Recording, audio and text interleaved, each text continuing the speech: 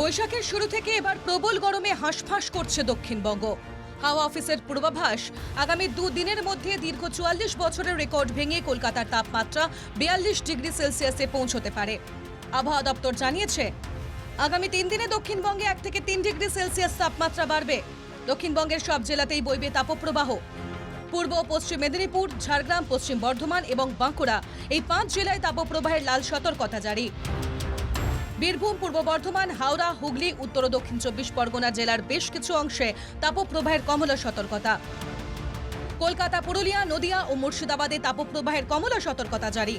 দক্ষিণবঙ্গের সব জেলায় লু বইবার সম্ভাবনা রয়েছে। দহন জ্বালা থেকে নিস্তার পাচ্ছে না উত্তরবঙ্গ। হাওয়া অফিস জানিয়েছে, উত্তরবঙ্গের ৬ জেলাতেও ১ থেকে ৩ ডিগ্রি সেলসিয়াস তাপমাত্রা বাড়বে। দার্জিলিং, কালিম্পংয়ে বিক্ষিপ্তভাবে হালকা বৃষ্টির সম্ভাবনা।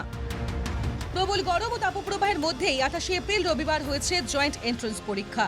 গরমের হাত থেকে রেহাই পেতে জয়েন্ট এন্ট্রান্স বোর্ড পরীক্ষার্থীদের সকাল ৯টার মধ্যে পরীক্ষা কেন্দ্রে আসার পরামর্শ দিয়েছে।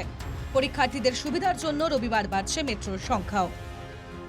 কিন্তু এই রবিবার শুধুমাত্র জয়েন্ট এন্ট্রান্স এক্সামিনিদের কথা মাথায় রেখে আমরা আমাদের পরিষেবা বাড়িয়ে ১৪০ করেছি। সেখানে ৭০টি আপ এবং ৭০টি ডাউন ট্রেন চলবে।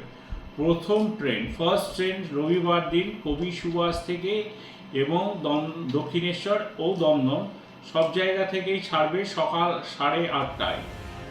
অস্বাভাবিক গরমের জন্য আবহাওয়াবিদরা পশ্চিমী ঝঞ্ঝার প্রভাবের কথাই বলেছেন, আপাতত বাংলা একটি কালবৈশাখীর দিকে তাকিয়ে। Bureau report, NKTV Bangla.